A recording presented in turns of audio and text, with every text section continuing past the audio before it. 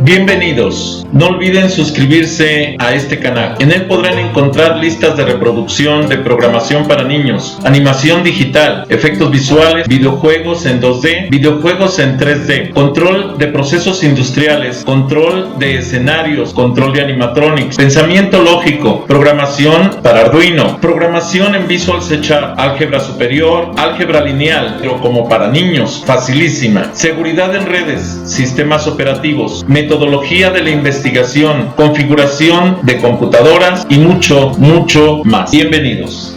Administración de procesador. Uno de los recursos más caros en cómputo, en cualquier equipo de cómputo, es precisamente el procesador.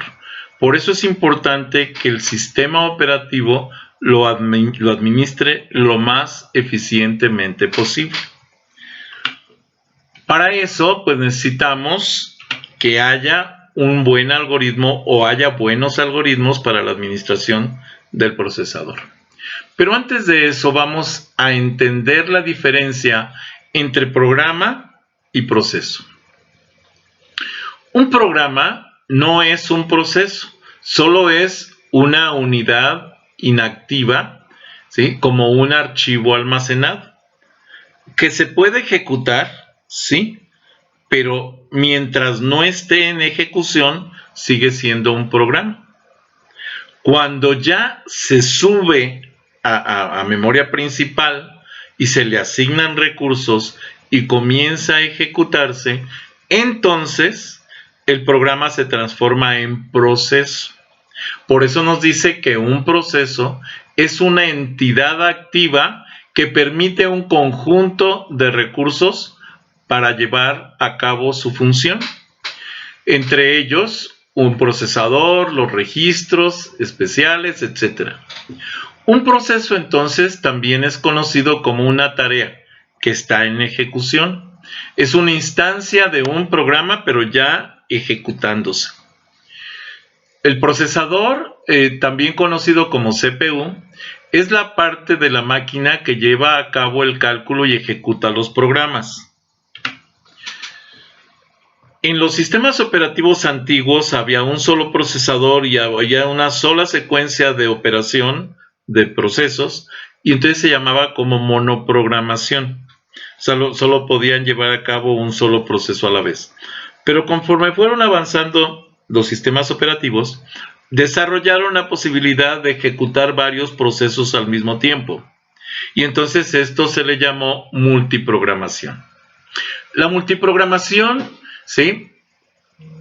Requiere que el procesador se asigne durante cada tarea y se desasigne en el momento apropiado para que éste pueda seguir desarrollando o ejecutando otros procesos. Si el proceso se designa durante la ejecución, debe de reiniciarse con toda la facilidad, o sea, tener todos los recursos necesarios para que pueda llevarse a cabo.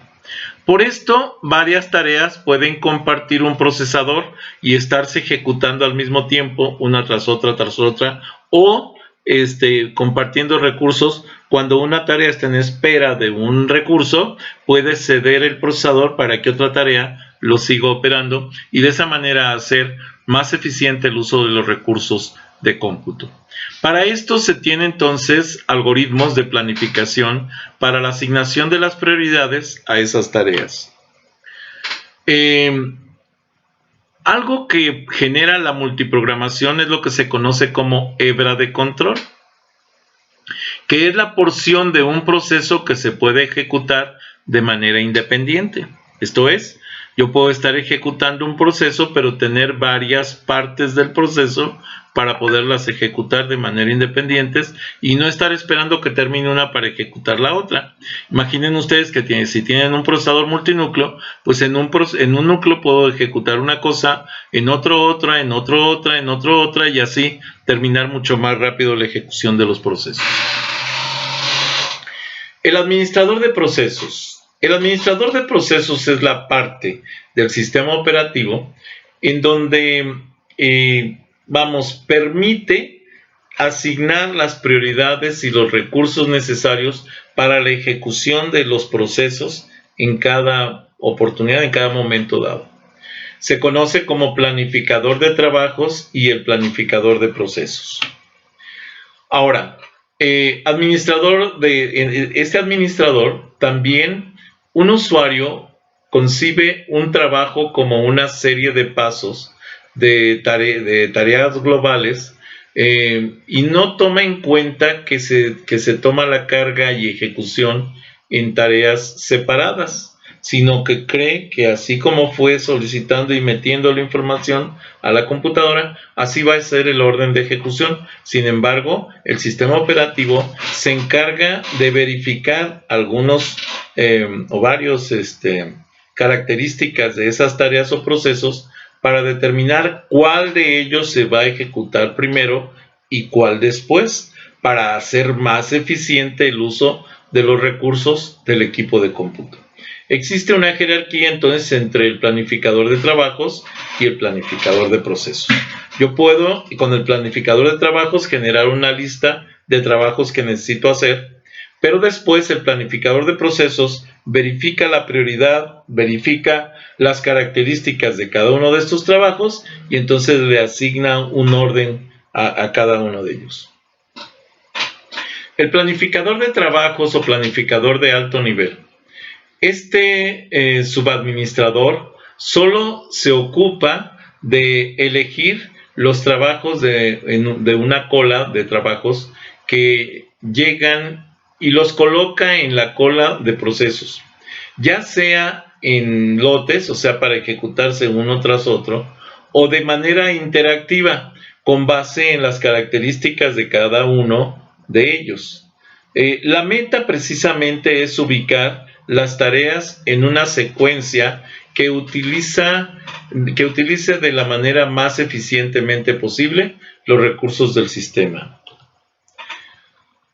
Con respecto al planificador de procesos, se define qué procesos tendrán derecho al CPU, cuándo y cuánto tiempo, cuándo debe interrumpirse el procesamiento, y determina a qué colas se les debe de pasar el trabajo durante la ejecución del mismo. Reconoce cuándo ha concluido un trabajo y si es necesario, seguirlo procesando o ya se desecha porque ya se terminó de ejecutar. En este planificador de procesos, el planificador de estos también es conocido como planificador de bajo nivel. Está directamente relacionado con el procesador, asignando esos recursos. Este subadministrador se encarga de elegir los trabajos de una cola de trabajos que llegan y en la cola de procesos, ya sean en lotes, decía, o de manera interactiva con base a las características de cada uno de ellos. Si tenemos un planificador de procesos, ¿sí?, que es un planificador de bajo nivel y que está directamente asociado con el CPU y ejecuta los procesos aprovechando un rasgo común en la mayoría de los programas de cómputo. Las alternativas entre los ciclos de CPU y de entrada y salida podemos verlo analizando más o menos el ejemplo que viene aquí. Dice, observe el trabajo y tiene un ciclo de CPU relativamente largo y dos ciclos de entradas y salidas. Estos son más largos aún porque está leyendo información de una memoria secundaria o de un dispositivo de entrada como puede ser teclado, monitor, etc. Me dice, lee el valor de A y B. Calcula C igual a A más B. Ojo, aquí me está ejecutando una primera instrucción que dice leer A y B. Después está llevando a cabo un cálculo aritmético que es A más B. Y además está asignando ese valor a la variable C. D igual a A más B menos C. Esa es la forma en que está operando. A por B no es A más B. A por B menos C. Este es otro cálculo que está haciendo y lo está asignando a B, que es otra variable. E es igual a menos B. Es un cálculo distinto y lo asocia a E. F es igual a A entre B. Hace el cálculo aritmético y lo asocia, lo guarda en F. Hasta ahí, ¿hay alguna duda? ¿Todo bien? Bueno, después detiene la ejecución y termina. Bueno, escribe lo que calculó en A, o lo que leyó más bien de A, lo que leyó de B, lo que calculó en C, lo que calculó en D, lo que calculó en E, lo que calculó en F, y ya que escribió todo eso, entonces detiene la ejecución y termina. Si se dan cuenta, la lectura de A y B tiene que hacerse primero. Pero si yo tuviera varios procesadores, yo podría ejecutar el cálculo de C. Después el cálculo de D hasta que termine C no lo puedo ejecutar. Pero ¿qué creen? El cálculo de E y el cálculo de F sí los puedo ejecutar, aun cuando estos estén en ejecución. Porque son hilos, son hebras independientes de programación que puedo llevar a cabo en otro procesador. Ya después viene lo que es la salida, el stop y el end, que se tienen que ejecutar en esa secuencia, pero estos se pueden llevar a cabo al mismo tiempo que este, o que este otro, ¿no? Sin embargo, este otro no, este otro se tiene que esperar a que este termine para poder ejecutarse. No sé si queda claro esto. El planificador del nivel medio, ¿sí? Es un planificador que está por encima del planificador de bajo nivel, ¿sí? En un entorno muy interactivo, encuentra ventajoso retirar trabajos inactivos de la memoria para reducir el grado de multiprogramación o la saturación de los recursos. Permitir que los trabajos se completen más rápido. Este subadministrador controla los trabajos que se intercambian hacia afuera y de regreso. O sea, los trabajos que ya no se van a estar ejecutando en este momento y que los interrumpe para ejecutar otro, los manda a guardar en memoria secundaria. Cuando los vuelve a ejecutar o cuando los va a volver a ejecutar, los trae otra vez de memoria secundaria a memoria primaria. Hay una premisa fundamental que es importante que quede clarísima. Un programa, un proceso no se puede llevar a cabo si no se carga a memoria principal, memoria primaria, memoria RAM. Y de ahí se interactúa directamente con el procesador para la ejecución del mismo. Si yo intento ejecutar algo, pero está en memoria secundaria, cualquier programa, cualquier proceso, no lo va a ejecutar el sistema hasta que esto sea cargado a memoria principal. Pero si yo tengo varios programas cargados en memoria principal y no desocupan los recursos, el sistema operativo tiene la capacidad de agarrar esa estructura y, vamos a decir, quitarla de la memoria principal para liberar recursos y meter otro proceso que ya esté listo para ser ejecutado. Imaginen ustedes que están ejecutando un proceso que depende de que el usuario le teclee un número.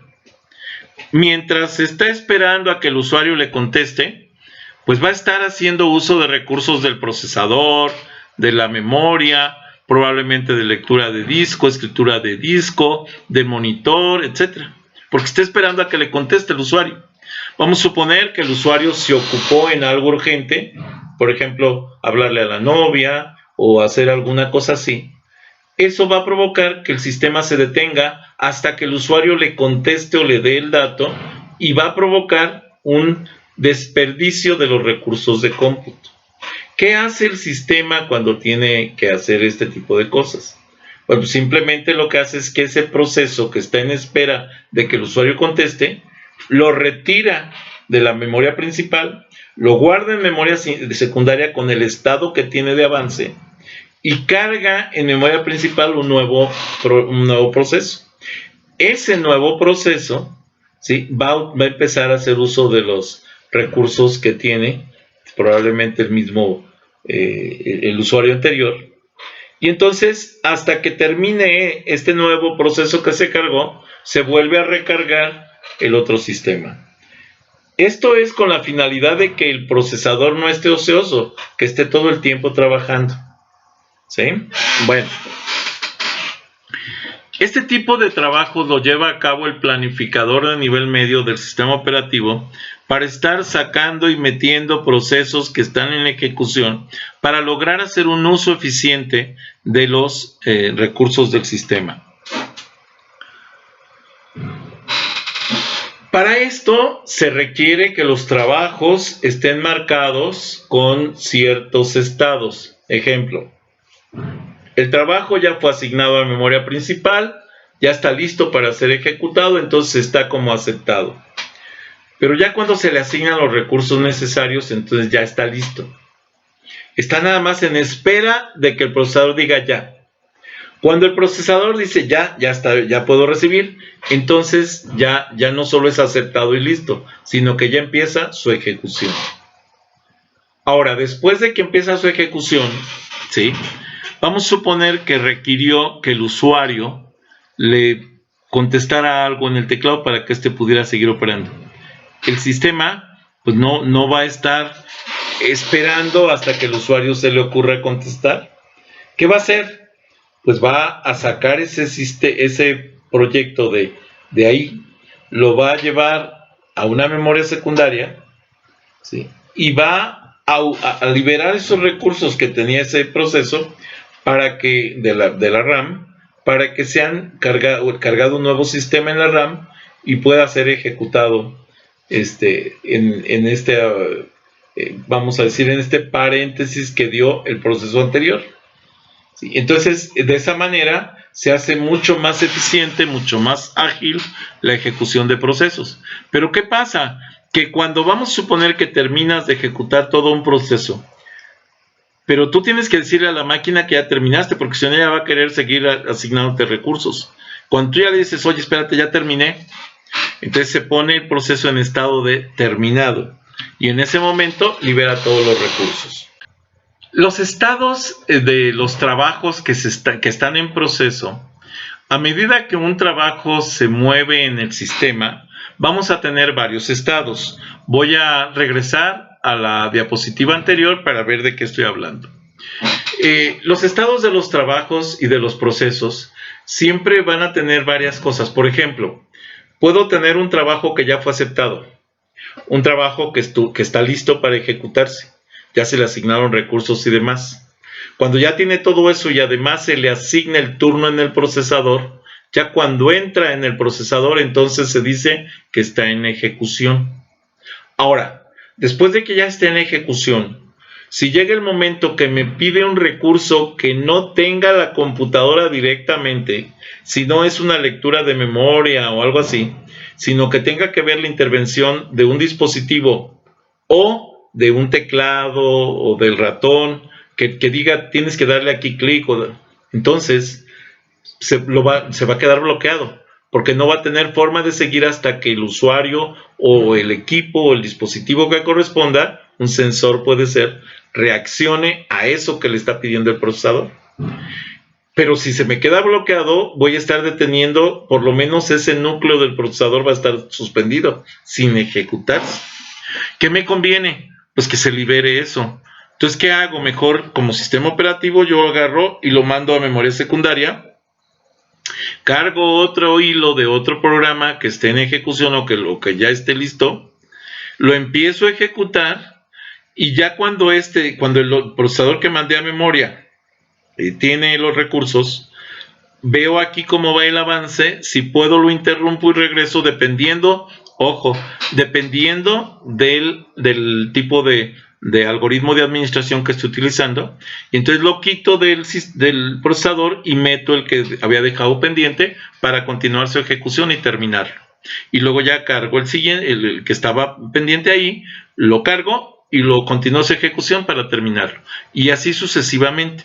Esto lo hace el sistema operativo todo el tiempo, con la finalidad de hacer uso eficiente de los recursos del equipo de cómputo. A medida que un trabajo se mueve por el sistema, siempre estará en uno de los 3 a 5 estados, conforme cambia de aceptado a listo, en ejecución, bloqueado o terminado. Por último, ya terminado, como se muestra en la siguiente figura. Bueno, vamos a verla más adelantito. Con respecto a los estados, la siguiente figura, bueno, la veo y regreso.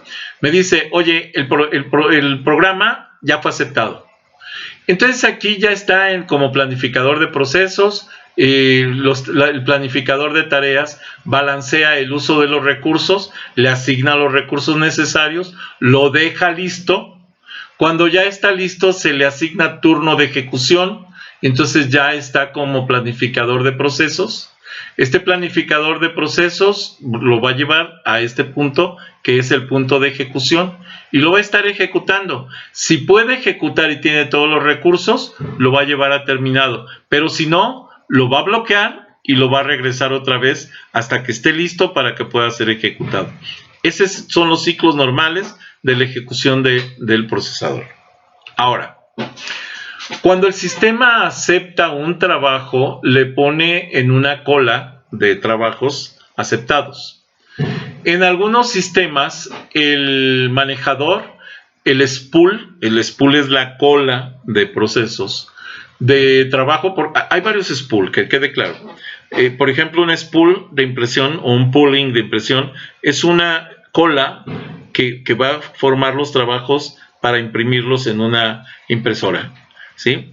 Los va a ejecutar en orden secuencial. Primero lanza el programa, el archivo 1 para imprimirse, luego que termine ese, manda el 2, porque si no, imagínense que tengo el archivo 1 y luego pues se me ocurre que se quedó, ya lancé esa parte del 1 y llega el 2 y lo meto y lo mando a imprimir, y luego entra el 3 y también, y luego regreso al 1, y entonces sí va a salir una hoja del programa 1, una hoja del programa 2, una del 3, y va a estar mezclándolos. No, ahí sí trabaja un pool de impresión, un spool de tipo secuencial, para que hasta que termine un trabajo ejecute el siguiente, porque no puede estar imprimiendo pedazos de cada trabajo.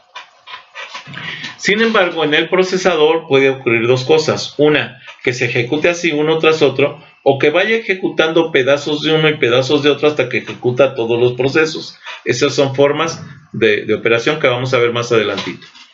El planificador de trabajos empieza la transición de aceptado a listo de acuerdo con algunas políticas predefinidas, y se verifica la disponibilidad de la suficiente memoria. Vamos, no nada más de la memoria, de muchas cosas. Entonces, se verifica la disponibilidad de los recursos necesarios para la ejecución del proceso. En ejecución sigue que el trabajo está siendo procesado. Ahí se marca como que ya es un trabajo que está en proceso, ¿sí? Está en ejecución. Cuando se hace la transición de lo que es de listo a ejecución, el planificador de procesos lo hace conforme a un algoritmo llamado o FCFS o SJN o SRT, ¿sí? Planificador por prioridad o round robin, y estos son los algoritmos que vamos a analizar más adelante para ver cómo se llevan a cabo dentro del procesador y cuáles son más eficientes en qué tipos de trabajos y cosas así. El planificador de procesos maneja la transición entre la ejecución de ejecución a bloqueo, por ejemplo, mediante una instrucción en la tarea, ¿sí? que le permite dejarlo como bloqueado. En bloqueado quiere decir que el trabajo no puede continuar hasta que se le asigne un recurso. Puede ser un tecleo, puede ser una impresión, puede ser un guardado en disco, etc. Cuando el planificador de procesos maneja la transición de bloqueado a listo es porque, lo hace mediante una señal de administrador de dispositivos de entrada y salida, la cual indica que se ha satisfecho la solicitud de entrada o salida del proceso para que la tarea pueda continuar. Por último, el planificador de procesos inicializa la transición de ejecución a terminado cuando el trabajo se ha completado con éxito y termina su ejecución, y además el sistema operativo indica que ha ocurrido un error y la tarea se da por terminada de manera prematura. Esto es, un trabajo puede darse por terminado al finalizar, cuando llega al cierre de los programas, de las líneas de programación, en donde le dice que ya no hay más y entonces lo da por terminado, se acabó. O cuando ocurre un error que no puede ser subsanado por el sistema y que definitivamente bloquea ese recurso para que no pueda seguir, porque puede incluso dañar el sistema. Son las dos opciones que puede provocar un cambio de estado hacia bloqueo, o más bien o hacia terminado en este caso. O sea, cuando ya se terminó, que no hay más ciclos que seguir, no hay más instrucciones que ejecutar, o definitivamente cuando, hay algo mal en el proceso que no puede permitir ya seguir porque no entiende los recursos que solicita o cosas así, entonces lo marca como error. Bueno, ¿qué es un bloque de control en lo que son los sistemas operativos? Bueno, los bloques de control contienen la información básica sobre la tarea, incluyendo dónde va, cuánto de su procesamiento se ha completado, dónde está almacenado y cuánto ha gastado en recursos.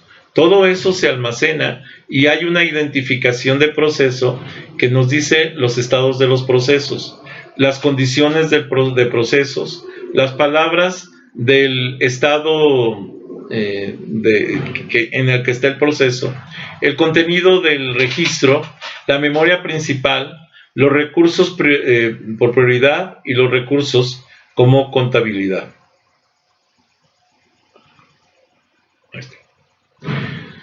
La contabilidad de los procesos contiene información utilizada principalmente para efectos de facturación y medición de rendimiento. Ojo, el sistema operativo lleva una función que se llama facturación y que corresponde a decir qué tan caro salió un proceso dentro del sistema. Y esto es normal para que puedas saber qué tan eficiente es el sistema. El único que nos puede decir qué tan eficiente es un sistema es el sistema operativo, esto que nos quede claro. Indica el tiempo de recursos que se utilizaron en el trabajo y durante cuánto tiempo los cargó los cargos típicos, que incluyen la cantidad de tiempo de CPU utilizado desde el principio al final de la ejecución, el tiempo total en el que el trabajo entró al sistema hasta que salió, la ocupación en almacenamiento principal y tiempo en el que el trabajo estuvo en memoria hasta que terminó la ejecución, el almacenamiento secundario utilizado durante la ejecución, los programas utilizados del sistema como compiladores y editores de utilerías, y esto es lo que nos lleva a la contabilidad de los procesos dentro del sistema operativo. Otros puntos que considera son los números y tipo de operaciones de entrada y salida, incluyendo el tiempo de transmisión de entrada y salida, lo que abarca utilización de canales, unidades de control y dispositivos, el tiempo utilizado en espera de la terminación de entrada y salida, el número de registros en entrada leídos, en concreto los que se introdujeron en la línea o que provienen de rastreadores ópticos, lecturas, de tarjetas u otros dispositivos de entrada, y números de registro de salida escritos en forma específica, los que se enviaron en la impresora de una línea de impresión. Esto último distingue entre dispositivos de almacenamiento secundario y dispositivos de entrada y salida típicos. Aquí les voy a poner un ejemplo muy simple. Ustedes llegan a sacar un dinero del cajero del banco. Meten su tarjeta, le teclean la clave, pero ojo, del tiempo que tarda desde que ustedes llegan, mete la tarjeta, hace la rutina de reconocimiento del chip, lee el chip, luego les pide que pongan su clave, ustedes teclean la clave. Si se distraen, incluso pueden, no sé, alguien les habló, cualquier cosa, entonces se distraen. Y ya cuando regresan a ver su pantalla, resulta que les dice que el tiempo ha expirado, que tienen que volver a iniciar su transacción porque se perdió el orden, la secuencia que estaba programada. Eso es precisamente lo que ocurre cuando nosotros tenemos recursos asignados y nos dice la máquina, espérate, este recurso lo ocupo para otro cliente que sí me está atento y haciendo caso y contestando rápido, te lo quito a ti, lo llevo al otro cliente y después a ti te digo que tienes que reanudar el proceso porque fue demasiado lento lo que hiciste. Y esa es la diferencia que existe en todo este rollo. Los bloques de control de proceso, sí, normalmente son de 3 tipos. La identificación del proceso, o sea, 3 partes más que tipos. La identificación del proceso, que es es reconocido por la identificación del usuario y por un puntero que lo conecta directamente al descriptor. Los estados de procesos, que es precisamente cómo quedaron los procesos, lo que está ejecutándose, para decirme si está aceptado, listo, en ejecución o bloqueado. Y luego vienen las condiciones del proceso, palabras de estado de proceso, es contenido presente del controlador y registro de instrucciones. El contenido de registros señala si el trabajo se ha interrumpido y está esperando a reanudar el proceso. La memoria principal contiene información pertinente que contiene la dirección y en caso de que tenga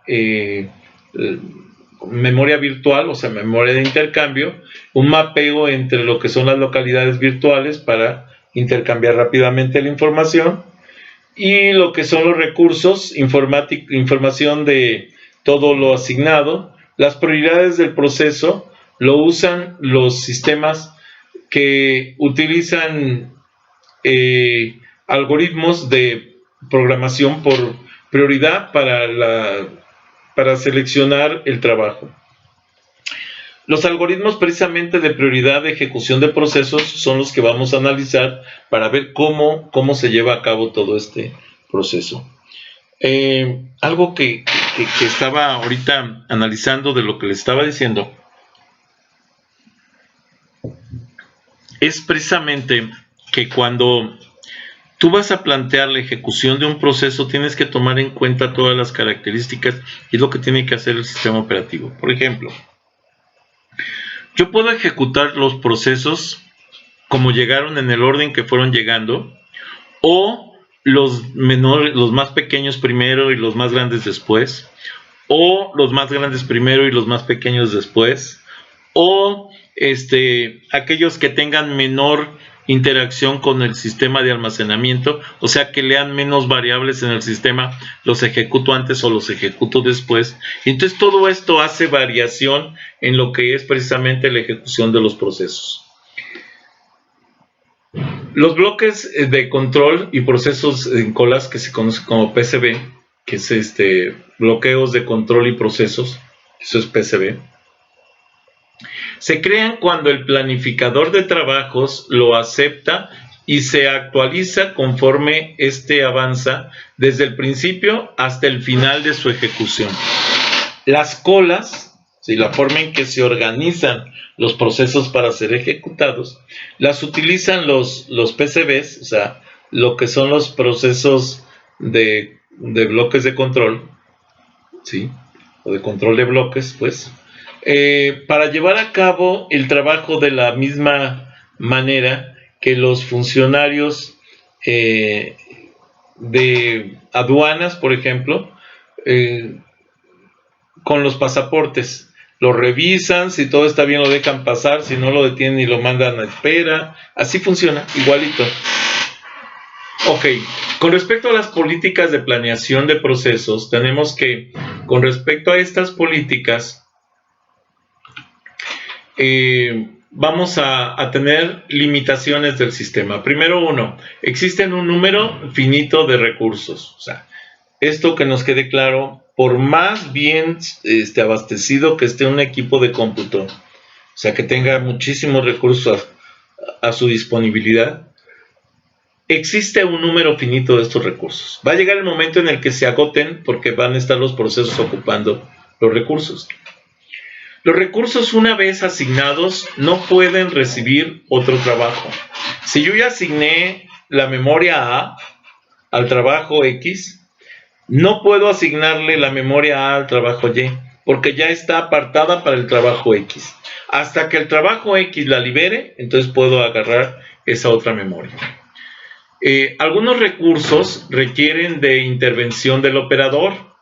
Por ejemplo, si me piden maximizar la producción ejecutando todos los trabajos como sea posible en el procesador, minimizar el tiempo de respuesta, minimizar el tiempo de retorno, minimizar el tiempo de espera, maximizar la eficiencia del CPU, ¿sí? Entonces todo esto son acciones que yo puedo lograr o que puedo hacer o buscar para que la forma en que se ejecutan los procesos sea eficiente. O la otra, asegurar la justicia para todos los trabajos. Imagínense que yo siempre estoy recibiendo trabajos de tamaño 25 líneas. De pronto me llega un trabajo de 100 líneas. Y entonces yo lo formo, pero como la prioridad es hacer aquellos que salen lo más pronto posible, entonces me va a estar haciendo todos los de 25. Pero si yo ya asigné el de 100 líneas, sí, pero como la prioridad es hacer el más pequeño, bueno, 25, y va a seguir, y entonces eso va a provocar que el de 100 esté en espera, hasta que llegue un momento que tengas uno de más de 100 líneas, y entonces lo puedes ejecutar. A ese tiempo de espera prolongado, fuera de lo que es la ejecución de los procesos, se le llama precisamente envejecimiento de los procesos en el sistema, porque puede estar durante mucho tiempo en el sistema sin que se ejecute porque la prioridad no le alcanza para ejecutarse. Para eso se aplican algoritmos. Hay dos políticas de planeación fundamentales. Uno es la política apropiativa. Es una estrategia de planificación que permite interrumpir el procesamiento de un trabajo, ¿sí? Y transfiere el CPU a otros trabajos.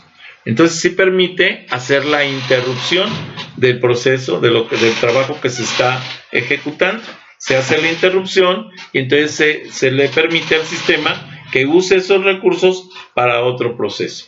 Mientras que el no apropiativo funciona sin interrupciones externas. Esto es, captura el procesador e inicia la ejecución y se mantiene en estado de ejecución hasta que emite la solicitud, hasta que termina el proceso y entonces puede cargar otro.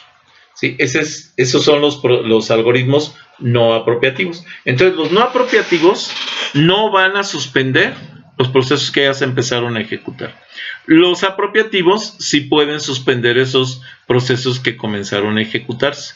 Esto es fundamental.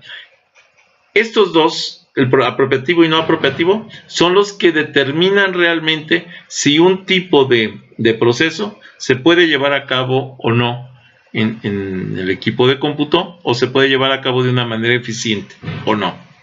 Y esto es precisamente los algoritmos apropiativos y no apropiativos. Hay diferentes formas de trabajar. Entonces, el apropiativo sí suspende la ejecución, sí interrumpe la ejecución de un proceso. Los no apropiativos no la suspenden. La planificación de procesos, primero en entrar, primero en servirse, se conoce como FCFS. Sigue el trabajo más corto, SRT, Short Rest Time. Sigue el trabajo más corto.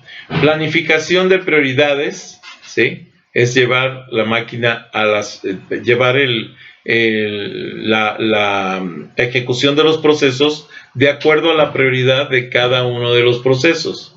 El tiempo restante más breve, esto es, si yo tengo un algoritmo que se está ejecutando, pero tengo otro más pequeñito, voy a meterlo y suspendo meto el más pequeño, lo ejecuto y entonces brinco para continuar con un algoritmo muy grande.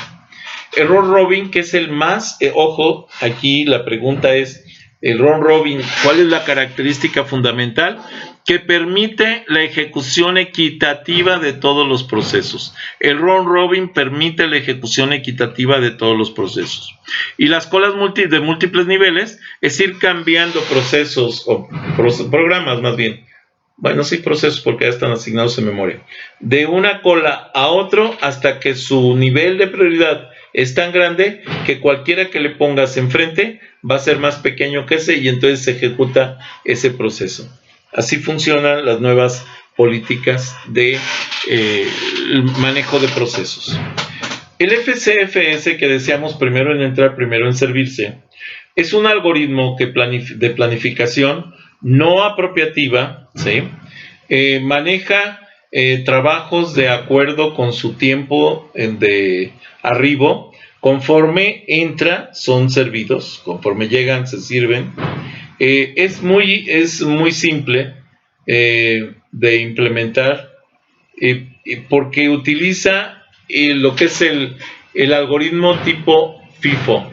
First Input, First Output. Este es FCFS, First Come, First Service. Primero en entrar, primero en servirse. Es inaceptable para los sistemas interactivos porque los usuarios interactivos deben tener tiempos cortos de respuesta. El tiempo de retorno es imprescindible con las políticas, con la política FC-FS. Muy bien, seguimos. Comenzamos aquí precisamente a trabajar lo que serían los algoritmos de apropiación, pero para eso voy a hacer uso del Excel para que podamos correr un ejercicio en el cual nos podamos comprenderlo. Vamos a ver qué ejercicios nos plantea aquí. Voy a hacer de una vez la lectura de los que son los algoritmos para que después vayamos al ejercicio y apliquemos todos los algoritmos. El siguiente algoritmo sigue el trabajo más corto, SJN, ¿sí? Es Short Job Next, SJN, está aquí puesto como SNJ, pero en inglés realmente es SJN. De una vez se los corrijo aquí. SJN. Ahí está. Eso significa Short Job Next. Short Job Next. Esto es, sigue el trabajo más corto. Teniendo esto ya, este algoritmo de planificación, ojo, el algoritmo FCFS es un algoritmo, y esto tomen nota por favor, es un algoritmo no apropiativo. El SJN también es un algoritmo no apropiativo. ¿Esto qué significa? Que no pueden suspender la ejecución de un proceso que ya tengan, ¿sí? Para llevar a cabo otro. Son algoritmos no apropiativos, que les quede clarísimo. Algoritmo no apropiativo. También es conocido, ¿sí? Y esto que quede claro, es conocido como trabajo más corto primero o SJF, ¿sí? Pero el nombre más común es SJN. Que maneja los trabajos con base a su ciclo de CPU, esto es, al número de instrucciones que tiene, o el número de operaciones que va a realizar dentro del CPU, por esos ciclos del CPU. Ahora, es muy fácil para entorno por lotes, donde hay usuarios, da el tiempo estimado del CPU requerido. No funciona en sistemas interactivos, ya que no planean el tiempo, ¿sí?, de CPU requerido para cada ejecución.